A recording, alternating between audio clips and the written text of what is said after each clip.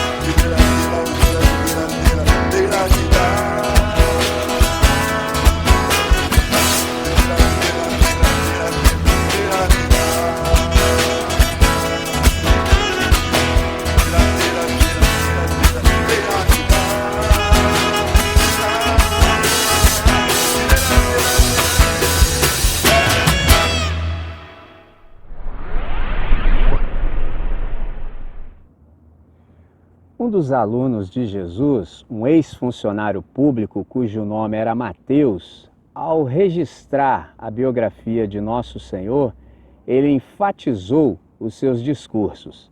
E é num desses discursos que eu quero separar uma frase de um dos seus ensinamentos que é riquíssima. É uma frase convite que diz assim: vinde a mim todos vós que estáis cansados e sobrecarregados, e eu vos aliviarei. Note que essa é uma frase convite. E todas as vezes que alguém recebe um convite, pelo menos 3 coisas precisam ser levadas em consideração. Por exemplo, a procedência do convite, o destinatário do convite e a oferta do convite. Ou seja, de quem procede o convite, a quem se dirige o convite e qual é a oferta do convite. E é interessante que ele diz assim inicialmente: vinde a mim. Note que ele não disse venha a uma religião, venha a um ritual. Ele disse venha a mim. Isso aqui nos coloca diante da distinção fundamental e necessária, essencial, entre Jesus e a religião. Porque ele disse, vinde a mim. Com isso também, nós de saída já temos que resolver a nossa questão do preconceito. Eu me lembro de dizer a vocês inúmeras vezes que o desastre do preconceito é que ele obscurece a percepção. Então, se Jesus tivesse nos chamado a uma religião, haveria espaço para os nossos preconceitos. Mas como ele nos chamou a ele, isso nos dá a possibilidade de conhecê-lo por nós mesmos. Isso é magnífico.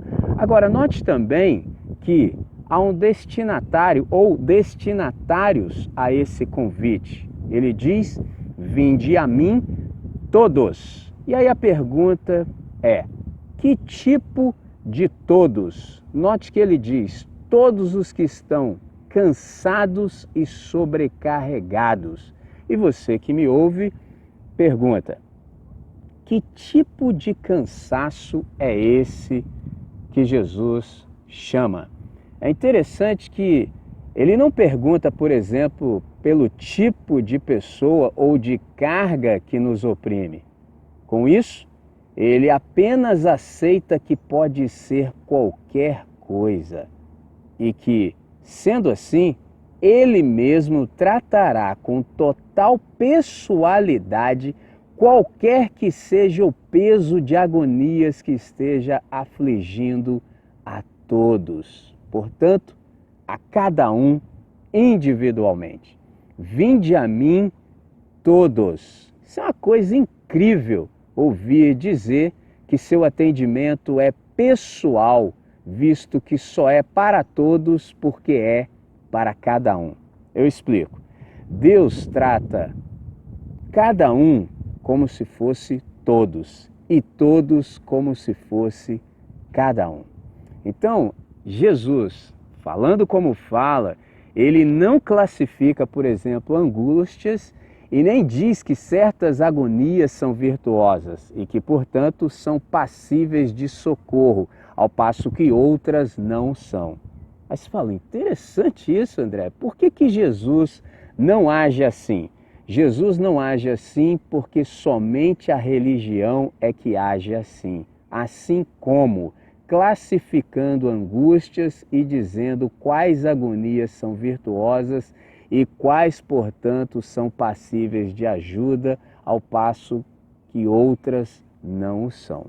Então, o que está sendo dito aqui inicialmente? Jesus não está chamando todos para um concurso de agonia em que ele convida alguns, por exemplo, para passarem por um vestibular de angústias, para que no fim, tão somente poucos sejam selecionados para receber o alívio e o socorro que tanto necessitam. Então, na verdade, ele está convidando a todos. Então, se ele convida a todos, ele também está convidando o tudo de todos, sem discriminação. Magnífico! Mas ele diz mais. E o que mais ele diz? tomai sobre vós o meu jugo, pois eu sou manso e humilde de coração, e assim achareis descanso para as vossas almas, pois o meu jugo é suave e o meu fardo é leve. Interessante que Jesus se mostra como alguém manso e humilde e garante que o peso dele é leve. E aí você me pergunta, André, interessantíssimo isso aí que você está dizendo. Agora, diz para mim, o que é leve? Leve é aquilo que você carrega e leva sem perceber. Isso é que é leve. E é interessante que Jesus disse que o peso é leve e o jugo é suave. O seu peso é leve, você leva sem perceber, e o seu jugo é suave. Então, somente o Deus manso e humilde pode aceitar tudo em todos e socorrer todos em tudo. Isso é esplêndido. Sim, porque onde mais eu posso descansar senão na humildade de Deus? Não há outra possibilidade de descanso efetivo, eficiente e eficaz senão na humildade de Deus. Insisto, para quem é o convite? O convite, na verdade, é para todos aqueles que reconhecem que não podem mais. É para quem se cansou tanto que já desistiu e só não desistiu totalmente porque, na verdade, não sabe sequer como morrer. Exatamente isso que eu acabo de dizer. Então, vinde a mim é um convite pessoal e propõe, portanto, um encontro pessoal. Vinde a mim equivale, na verdade, a permaneça em mim, experimente descanso. Quem pode experimentar esse descanso proposto pelo Criador, proposto por Deus? Somente aqueles que reconhecem absolutamente que não podem mais é que podem, de fato, atender a tal convite. Interessante. Vinde a mim todos vós, diz Jesus. E assim dizendo, ele espera que vós, nós, eu, cada um por si mesmo, decida receber o socorro e venha exatamente até ele.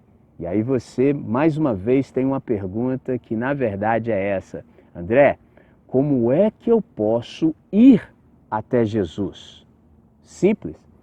Faça o movimento da rendição, faça o movimento da entrega total e absoluta. Reconheça que você não tem possibilidade de socorrer a si mesmo. Por que deve ser assim? Porque o convite ele só se efetiva na completa certeza de que em mim mesmo não resta nenhuma esperança. É isso. Então, o alívio é apenas para aqueles que se reconhecem perdidos na impotência. O alívio de Deus é somente para aqueles que dizem de verdade, a partir do íntimo do ser, eu não posso mais. Embora eu não possa mais, eu reconheço a minha impotência, a minha ineficiência e eu vou. E indo, eu permaneço em ti, Senhor. E isto porque eu não quero ir a qualquer outro lugar que não seja exatamente o Senhor. Interessante isso, mas aí nós precisamos ser honestos e reconhecer o seguinte: quem aguenta se entregar de fato a um Deus manso e humilde? Quem aceita que o socorro implique falência e desistência? Quem aceita essas coisas? Quem, na verdade, deseja trocar seu próprio peso pelo de outro?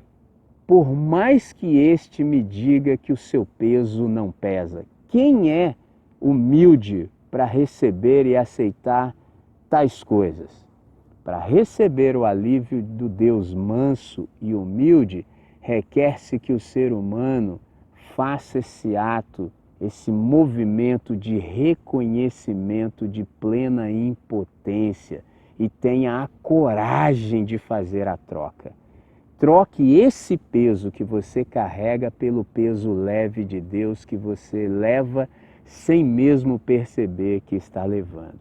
E mais, esse alívio que Deus propõe demanda que este carente se declare mais do que necessitado.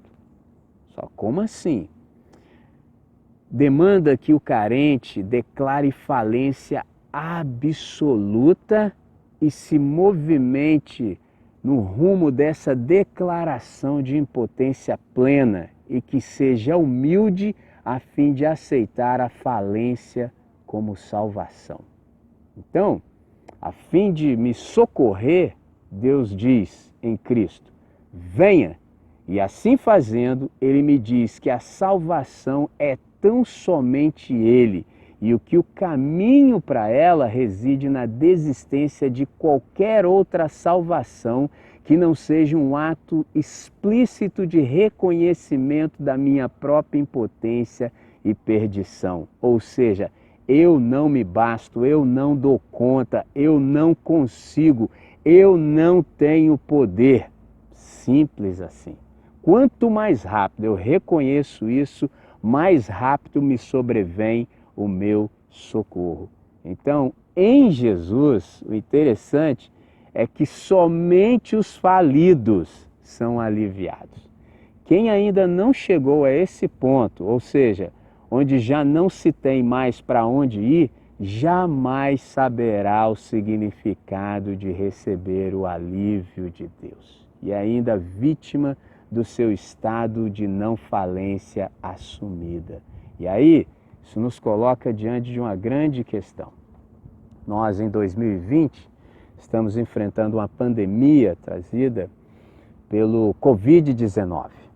Mas mais letal do que o Covid-19 é o vírus da onipotência. E aí você fala, André, o que é esse vírus da onipotência que é mais letal do que o Covid-19? O problema do vírus da onipotência é que, como nós vivemos na era da tecnologia, nós queremos fazer com que tudo funcione.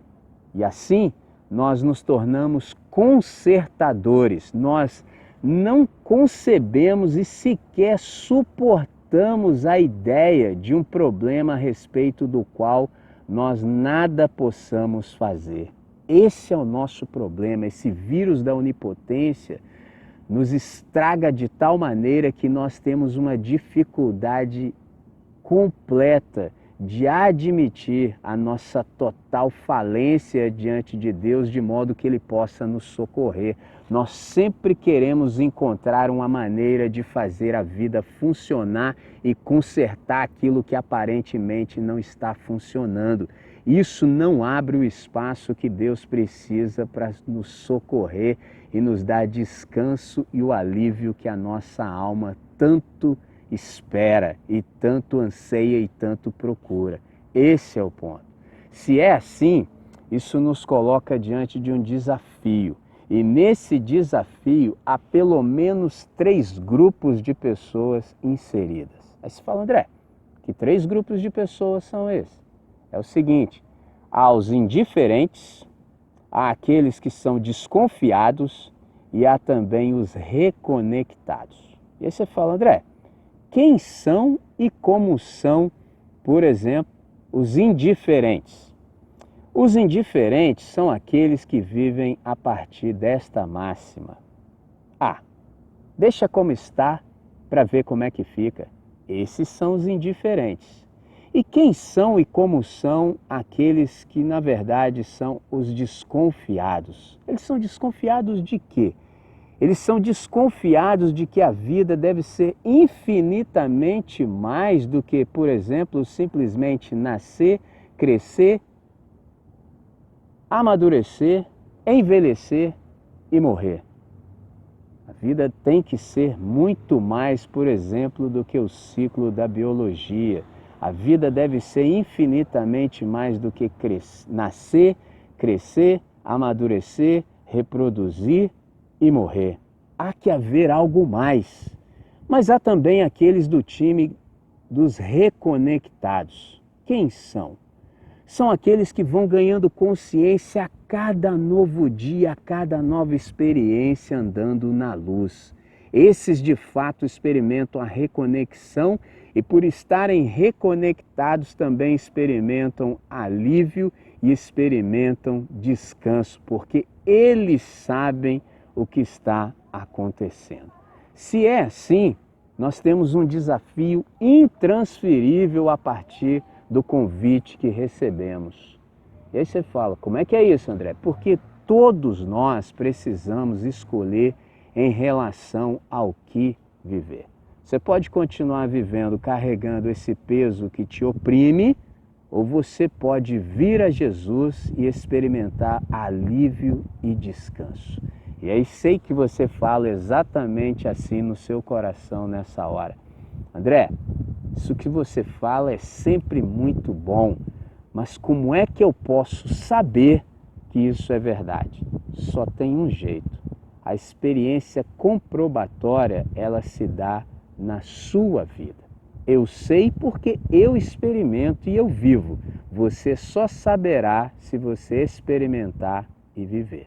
E eu te digo, quem crê sempre experimenta os resultados positivos. Eu quero encerrar essa nossa breve reflexão com duas citações de um irmão norte-africano que viveu no século IV, cujo nome era Agostinho e também apelidado de Santo Agostinho. Duas frases que ele disse que são esplêndidas.